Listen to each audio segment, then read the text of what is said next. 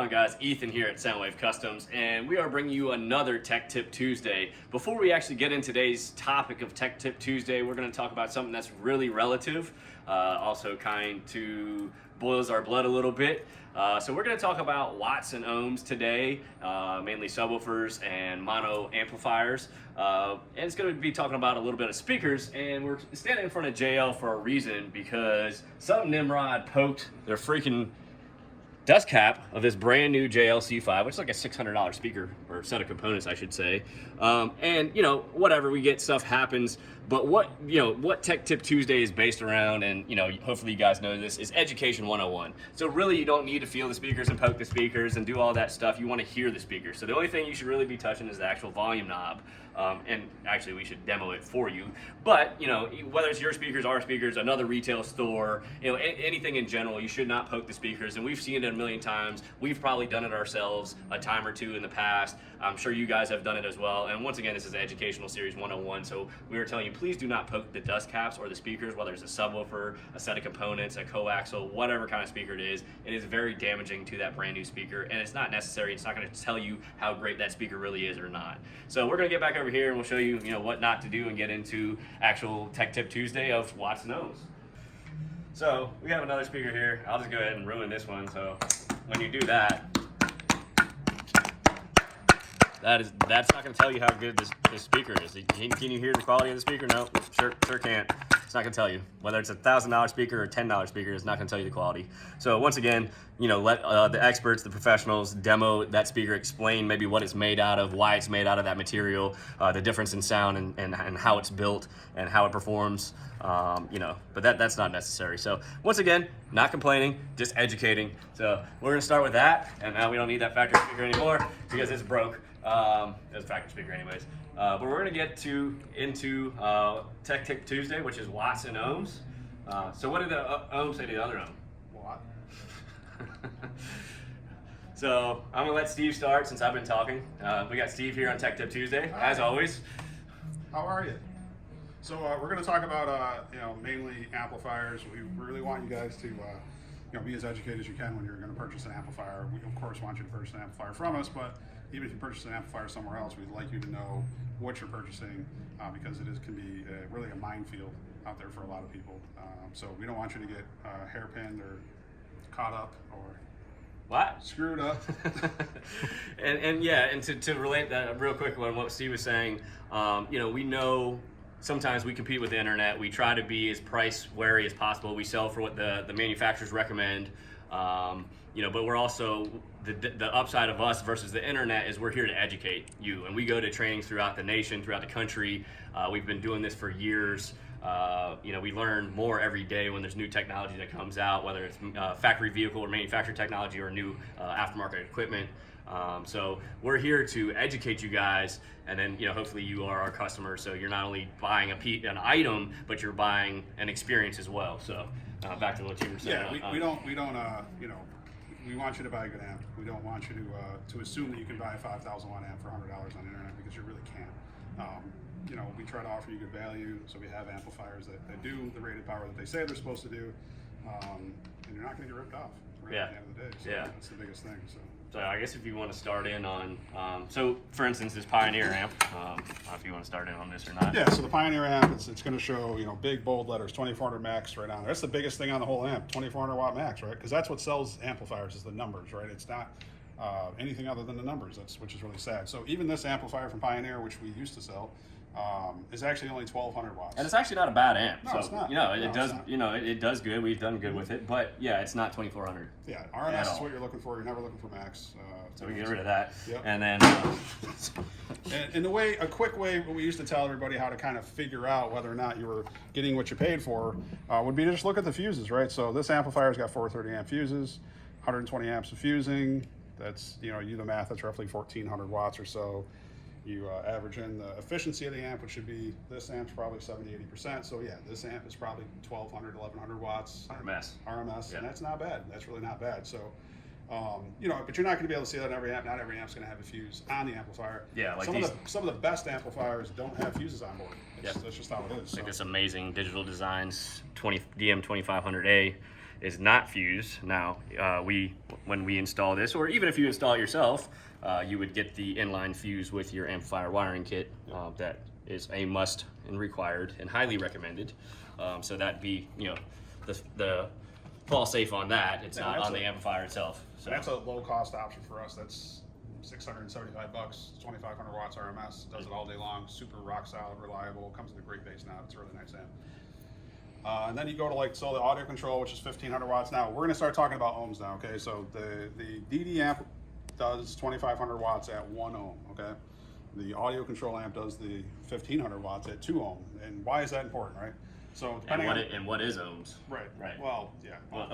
The 101 breakdown. Yeah. So basically, your voice coil in your speaker that goes inside the speaker has windings on it. These copper windings are resistance. That resistance equals an impedance, which is the ohm of the speaker. Okay, so there are single voice coil speakers. There are dual voice coil speakers, and depending on which one you have, that's going to result in what impedance your subwoofer is going to be, and that's going to determine what wattage your amplifier makes, essentially. Right. So, and to break that down a little bit more in layman's terms is, so this amp, you don't want to, any amp, you don't want to run below its impedance. Correct. Now, it could do that, and some amps will last longer than others. They'll probably get really hot, Yep.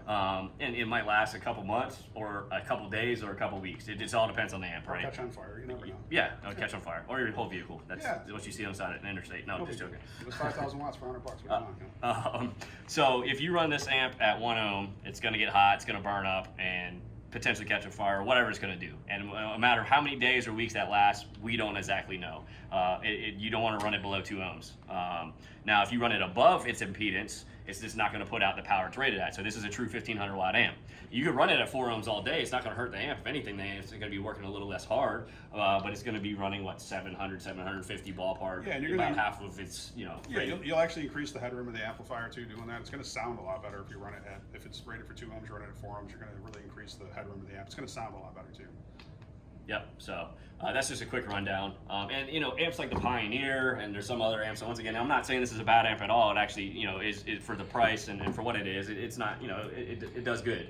It's not 2,400 like it said, like Steve said. It's big, bold on the box.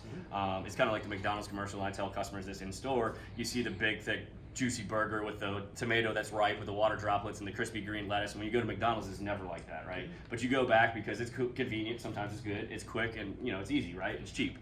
So there are side effects though. There is. Just like amplifiers. It's called BG's. Or no. So yeah, there's that, and that's what, once again, what we're here for. What Soundwave Customs is all about. What the whole staff here. We're here to educate you and make sure you know what you're purchasing and what you're spending your hard-earned money on, and what you're putting to upgrading your systems in your vehicles, your motorcycles, your boats, whatever it is that we're doing. So. Every amp we sell in the store is going to meet or exceed its RMS rating, typically. So for JL, DD, Audio Control, Sony, they all do a little bit more than what they're actually rated for. So you're getting your money's worth. And if you look at this, I don't know if you zoomed in on this, Andrew, but so it's got 4 40s. It's rated at 1,500 watts, so that's technically 1,600 watts. Yeah, and you can actually, there's some dyno vids on YouTube. You can look up on that. It's 1,900 watts. Right. But now, if this was when a $100 amp that you get online, like Boss Audio, no offense to them, just being honest, if it says 1,500 watts all day and it's got 110 amp fuse in it, that's what we're trying to point out here. So hopefully you guys learned a little something from that. If you want to talk, of course we got JL and DD, and there's a bunch of great amps that we carry. If anything, some of them are a little underrated. Yeah. So, and when we're talking about ohms, most of the DD lineup's going to be a 1 ohm rating on their amplifiers. Yep. Most of the JL audio amplifiers and audio control amplifiers are going to be 2 ohm rating. Yep. JL does offer one amplifier that you can run at 2 or 1 ohm, and it'll do 1,500 watts either way.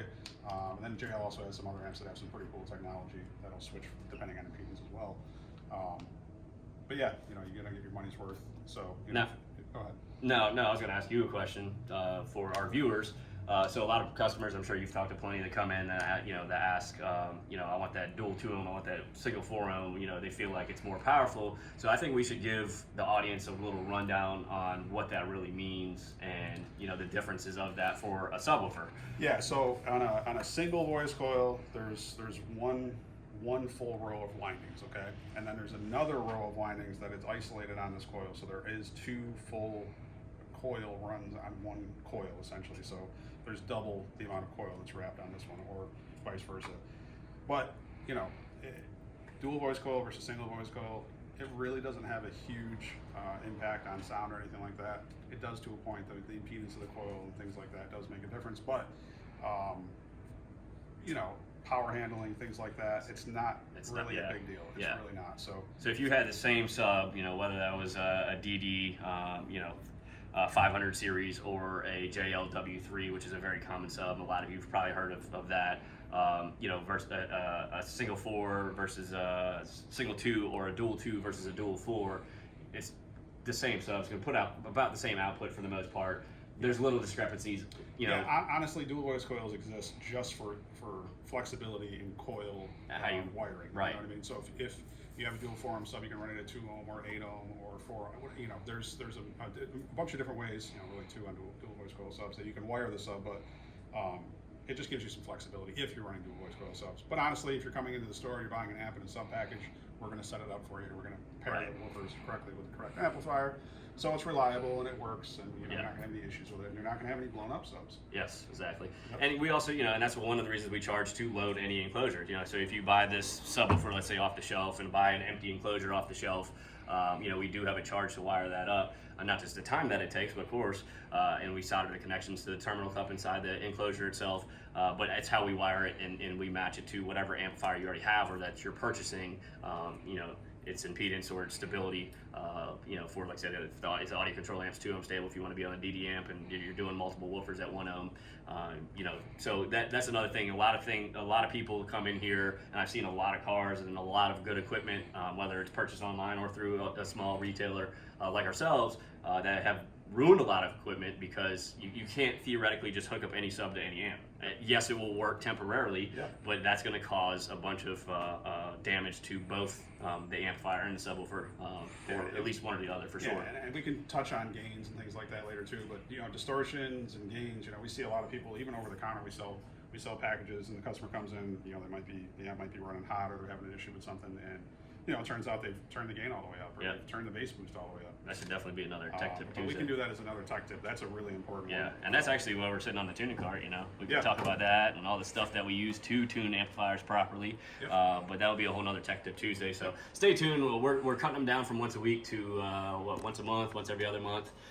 So we're still coming at you with Tech Tip Tuesday. We're just not trying to overwhelm you with Tech Tip Tuesday. We know we're here in Virginia. Our Hampton Roads is phase 2, so a lot of stuff is coming back open with this whole crazy COVID-19 pandemic. But yeah, so there's a lot to it, and that's what we're here for. We're here to educate you. We're here to help you out, and it's not just, like I said, throwing some speaker wires onto a sub in a box to an amp. It's not going to work out for you, or you're going to damage the equipment you have. And we've also seen plenty of cases that that have had dual voice coil subs, and people only hook up one coil. That is very detrimental to the subwoofer itself, as well. So there's a lot of things that go with watts and ohms, and yeah, I don't know if we're missing anything, but I feel like maybe no. And these are formers, right? Yeah, the inside part is the former. The windings are on the outside. So then that is the actual copper wire. That's your voice coil. Mm-hmm. So, yep. And these are just out of damaged woofers, or demo woofers, if you will. Yep. And of course, you have the empty woofer. We cut out the spider, the coil, or the cone. This is basically your basket and your magnet structure. And yeah. And then last bit I have for you, have you ever seen a voice coil being pulled out of a hat before? Nope. It's kind of like a rabbit. No. So that's what happens when distortion happens, when something's not hooked up correctly. It's a lot of reasons for that, right? I don't know if you want to touch on that at all. Yeah. I mean, it could happen in general too. At the end of the day, the end user, if you will, really is responsible for how hard or how far you drive your equipment. And here we try to set that up and tune it in a way where you're not going to have that happen. We rarely get any woofers back defective that we set up and tune, but we do get an occasional over the counter that something happens to it. And certain companies are very strict on burnt coils and things like that too. So Yes. Touch on that a whole another video too. But Yeah, warranties. We'll do like maybe a video on warranties. We'll do a video on how properly tuning an amplifier and the equipment we use to tune it. But as always, we're not trying to take too much of your time or make you bored and watch this long, drug out video. So we're going to cut this short. Yes, sir. We appreciate you checking us out. We hope you learned something from this video. That's what we're here for. As always, we're open Tuesday through Saturday, 10 a.m. till 7 p.m. You can check us out on all social media at Soundwave Customs. You can check us out on our website at soundwavecustoms.com or give us a call at 757-648-8888.